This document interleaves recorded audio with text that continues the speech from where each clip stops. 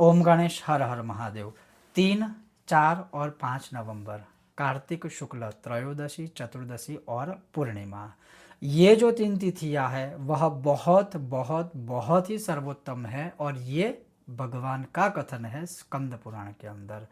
क्या है, इसको क्या कहा जाता है, और इतना नहीं, अगर कोई मनुष्य ये 3 दिन का भी व्रत करता है और जो कहा गया है उतना भी करेगा, उसको पूरे कार्तिक माह का तो फल प्राप्त होगा ही होगा, उसके अलावा क्या क्या उसके जीवन में हो सकता है, और वही आज का हमारा विषय वीडियो है। अगर आपको यह विषय वीडियो पसंद आए, लाइक करें, शेयर करें, चैनल पर नए हो तो सब्सक्राइब करके घंटे का चिन्ह दबाएगा। तो चलिए शुरू करते हैं। तो ये जो 3 इस बार तिथियां है जिसको कहा गया है पुष्करिणी, सबसे पुण्यमयी तिथियां, या फिर इसको संज्ञा दी गई है पुष्करिणी संज्ञा, जो भगवान का ही कथन है और मैं आपको शब्दशः सीधा ही हमारे पुराण में से श्रवण करवा रहा हूँ। यह 3 दिनों तक जो कोई भी मनुष्य व्रत पूजा पाठ आदि करता है, क्या क्या कैसे, वो भी आगे श्रवण कीजिएगा। तो वह सब पापों का नाश करने वाली 3 तिथियां है। पूरे कार्तिक मास में स्नान करता है वह इन्हीं 3 तिथियों में स्नान करके पूर्ण फल का भागी बन जाता है।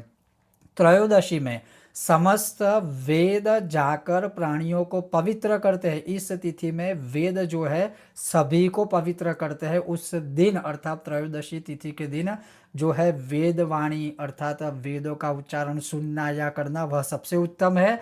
उसी प्रकार से चतुर्दशी जो तिथि है उसमें यज्ञ और देवता सब जीवों को पावन बनाते हैं। उस दिन किया गया यज्ञ यागादि कर्म है वह सबको पावन बनाएगा। और पूर्णिमा में भगवान विष्णु से अधिष्ठित संपूर्ण श्रेष्ठ तीर्थ ब्रह्मघाती, शराबी, मदिरापान आदि जो व्यभिचारी ऐसे लोग हैं, ऐसे प्राणियों को शुद्ध करते हैं। इस शब्द को समझिए, ऐसे प्राणियों को शुद्ध करते हैं।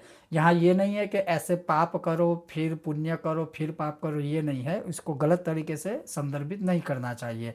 तो ये है। अब क्या है कि जो गृहस्थ उक्त 3 तिथियों में ब्राह्मण कुटुंब को भोजन कराएगा, इन तीनों तिथियों में से किसी भी दिन, वह अपने समस्त पितरों का उद्धार करके परम पद को प्राप्त करता है या करेगा।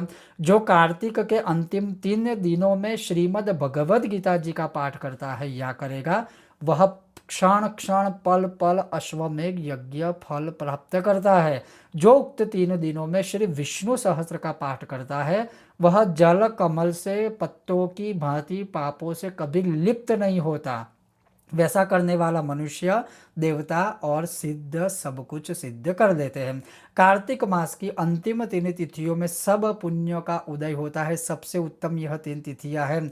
तो उनमें भी पूर्णिमा का महत्व तो विशेष रूप से है। तो पूर्णिमा के दिन तो जो त्रिपुरोत्सव मनाया जाता है, दीपदान आदि किया जाता है, बड़ी दीपावली, वो हमें सब पता ही है। लेकिन इन 3 दिनों में अब अगर मैं आपको संक्षिप्त में इसका थोड़ा व्रत निरूपण बताऊं कि आप कैसे कर सकते हो। हालांकि मैं आपको बता दूं, यहाँ पर खाने पीने के विषय में कुछ लिखा नहीं है, फिर भी मैं आपको सजेस्ट करूंगा कि इतनी महान 3 तिथियां हैं, आप इतना अच्छा सत्कर्म कर्म आदि कर सकते हो, या करने वाले हो या करवाते हो, तो एक समय भोजन करें, एक समय आप फलाहार करें, और जैसे जैसे इसमें सारी चीज़ें बताई है वैसे वैसे करें। अगर मैं आपको बताऊं तो 2 चीज़ें कीजिए।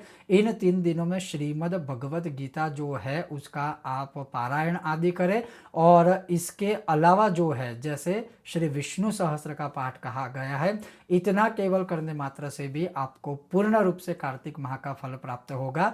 इन पुष्करिणी संगना आदि 3 तिथियों में, जो इस बार 3 नवंबर, 4 नवंबर और 5 नवंबर को रहेगी। ओम गणेश हर हर महादेव।